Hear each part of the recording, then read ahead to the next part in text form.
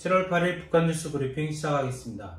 국가정보원이 7일 김정은 총비서의 신변 이상설에 대해 근거 없는 것으로 판단한다고 밝혔습니다. 김정은이 김일성 사망일을 맞아 당 중앙위원들과 금수산 태양궁전에서 참배했습니다. 북한에서 위조 지폐가 발견되어 북한 당국이 긴급조사에 나섰다고 합니다. 첫 번째 소식입니다. 국가정보원이 7일 김정은 총비서의 신변 이상설에 대해 근거 없는 것으로 판단한다 이렇게 입장을 밝혔는데요.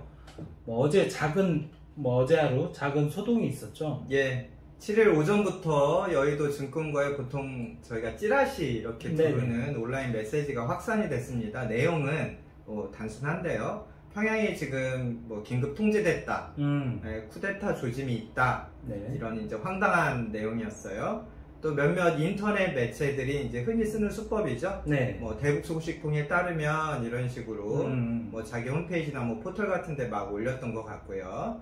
이런 매체들은 트래픽 올리는데 도움이 되니까 사실 확인을 엄격한 언론의 잣대로 하는 곳은 아니죠. 예, 이런 찌라시가 이제 나도니까 이제 기자들이 이제 문의를 많이 받았을 거 아니에요. 그러니까 이제 기자들이 이거 사실이냐, 그러니까 통일부랑 국정원에 이제 문의를 하니까 국정원이 긴급하게 입장문을 기자들에게 배포했습니다. 내용은 한 줄이에요. 김정은 신변 이상설 관련 국정원의 입장, 이런 제목이었는데 김정은 신변 이상설과 관련해 국정원은 근거 없는 것으로 판단한다. 간단하게 정리를 했습니다. 그러면서 김정은은 지난 6월 29일 당 정치국 확대회의를 종일 주재했고 최근까지 정상적으로 통치활동을 하는 것으로 파악한다, 이렇게 설명했네요. 지난해 4월에도 김정은이 신변 이상설이 나왔었는데 이런 게 계속 나오는 이유는 또 뭐가 있을까요? 예, 지난해에는 CNN이 명백하게 오보를 냈습니다. CNN이 사실은 북한 관련 오보를 굉장히 많이 내요. 제가 정확하게 그 숫자를 세본 건 아닌데 저는 평소에 CNN이 평양 소식통 이런 얘기하면 평양 소식이다 이런 식으로 내보내는 기사는 일단 거르는 편인데요.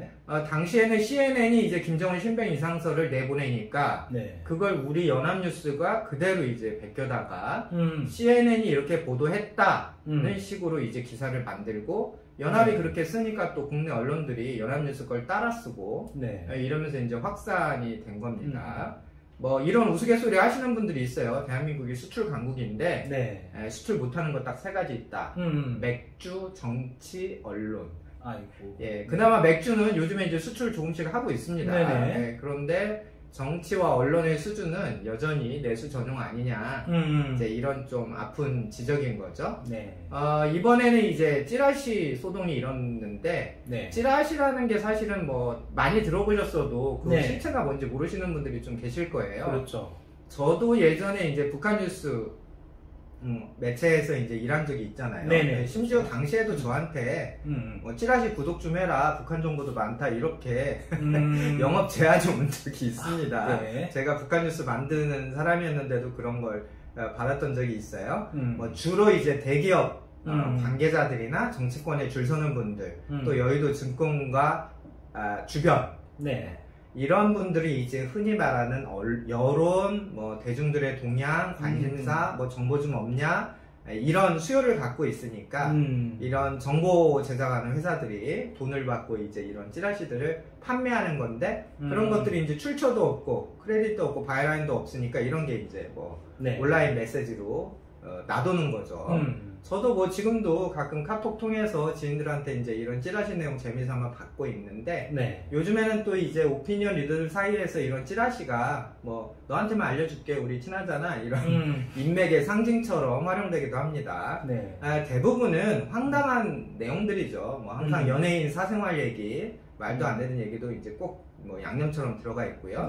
그 중에 북한과 관련돼서는 특이한 점이 단골 메뉴가 결국은 쿠데타예요. 찌라시 만드시는 분들이 북한 얼마나 알겠습니까? 예를 들면 북한의 2, 4분기 무역수지가 전년 동기 대비 마이너스 몇 프로 떨어졌다, 이런 건 사실이든 아니든 그런 걸 만들 실력은 안 되니까 항상 나오는 얘기가, 찌라시에서 나오는 얘기가 김정은 건강, 아니면 평양 쿠데타, 이런 게 단결 메뉴가 되고 있어요. 그래서 우리 구독자분들 그런 내용들은 좀 잘 걸러서 보시면 좋겠습니다. 네, 다음 소식입니다. 김정은은 김일성 사망 27주기를 맞아 당 간부들과 금수산 태양궁전을 참배했습니다. 8일 조선중앙통신이 공개한 사진을 보니까 당 중앙위원회 간부들도 나왔더라고요. 당 중앙위 위원들 우르르 몰고 다 데려가서 이제 참배하는, 집단 참배하는 사진도 나왔습니다. 네네. 지난주에 정치국 확대회의 이후에 어떤 간부가 수청됐냐, 이제 이게 그렇죠. 언론의 관심사였잖아요. 네네. 여러 언론들이 뭐 이러저런 축축성 보도를 냈는데 사실 다 틀렸네요. 네, 그러니까 김일성 미라 앞에 당 중앙위원들이 열과 오를 맞춰서 이제 참배하는 사진이 공개됐어요. 네. 거기에서 약간 힘들긴 하지만 얼굴 확인들이 몇몇 사람이 됐습니다. 자, 맨 앞줄에 최룡해 최고인민회의 상임위원장, 조용원 당 조직비서, 김덕훈 내각총리, 뭐 물론 김정은까지 이렇게 4명이 제일 앞줄에 섰고, 그 두 번째 줄에는 정치국 위원들이 섰습니다. 이 세 사람 뭐 건재하다 저희가 예전에도 말씀드렸는데 이번 사진에도 건재가 확인이 됐고요. 정치국 상무위원 중에는 그 리병철만 이 맨 앞줄에 서지 못하고 다음 세 번째 줄로 밀려나 있었어요. 군복도 입지 못하고 검은색 인민복을 입고 이번에 참석을 했습니다. 박정천 북한군 총참모장이죠. 박정천은 군복에 왕별, 차수 왕별 계급장 달고, 정리를 해드리면 지난번 정치국 확대회의에서 리병철이 정치국 상무위원 자리에서 해임됐다. 이렇게 보면 이제 확실한 것 같습니다. 뭐 숙청 뭐 이런 정도는 아닌 것 같고, 또 회의 중간에 사라졌던 최상권이죠. 당 과학교육비서는 이번 중앙위원 사진에 없었어요. 그래서 없었어요. 확실히 이제 최상권은 완전히 수청된 것 같다, 이렇게 말씀드릴 수 있을 것 같고요.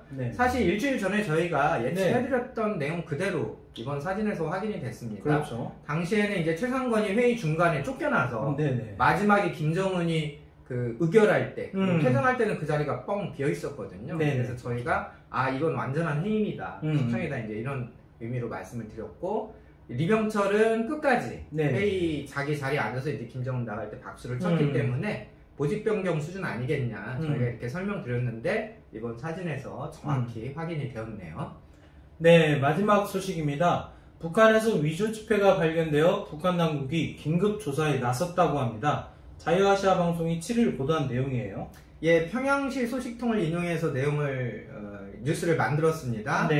이런 내용이에요. 지난달 중순부터 컴퓨터와 프린터를 이용해서 그 위조 지폐를 만들었는데, 이런 것이 종합시장의 장사꾼들 속에서 발견이 됐다. 그래서 북한 당국이 깜짝 놀라서 이걸 체제에 반항하는 반사회주의적 범죄, 이렇게 이제 규정했다, 이런 내용이에요. 6월달, 지난 6월달 형제산구역, 평양의 형제산구역 서포동 길거리 장사꾼들 사이에서 북한 돈 5,000원짜리 위조 지폐가 여러 장 발견이 됐고요. 또 뭐 종합시장 식료품 매대에서도 5,000원짜리 위조 지폐 한 10장 정도 발견됐다고 이 소식통이 주장을 했습니다.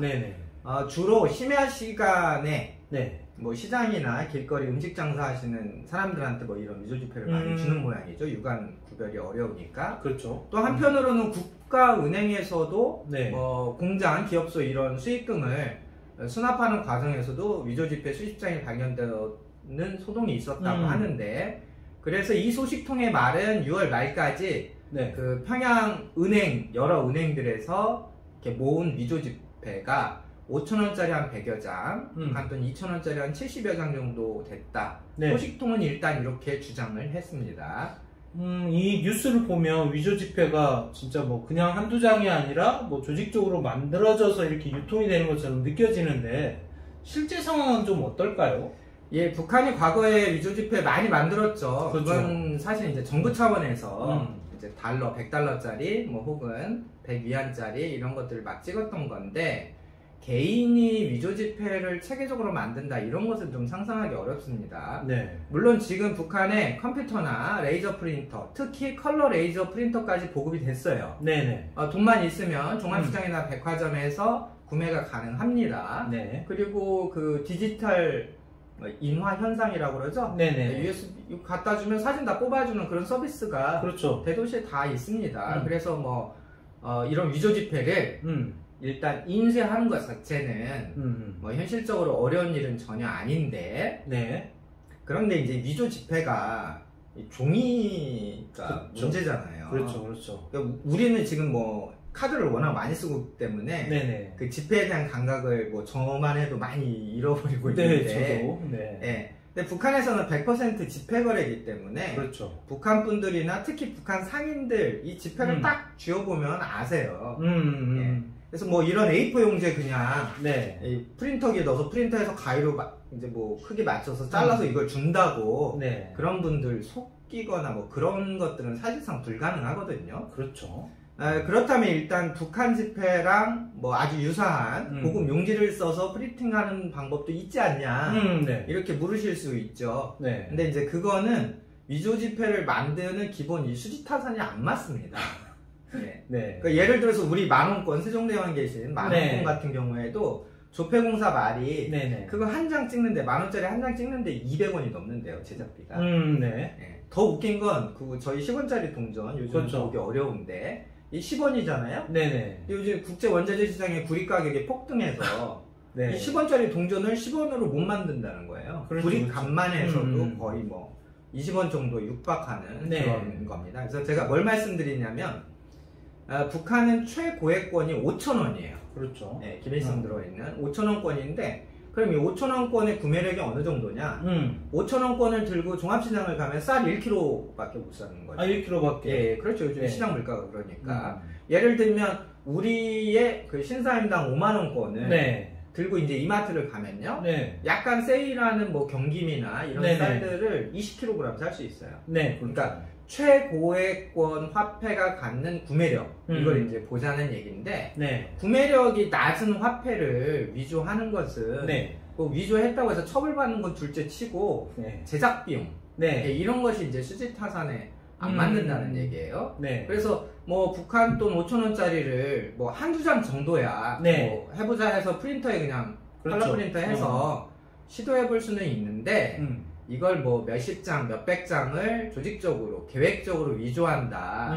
이런 거는 좀 상식적으로 납득하기 어렵습니다. 그래서 이 뉴스에서 이 소식통에 하려는 얘기가 뭔지는 제가 좀 이해는 했는데 이런 것들이 뭐 아주 그 북한의 화폐 유통 질서를 위협할 정도, 체제 위협이 될 정도 이런 정도로 광범위하고 심각하냐라고 하는 부분에 대해서는 조금 저는 이해하기가 어려웠습니다.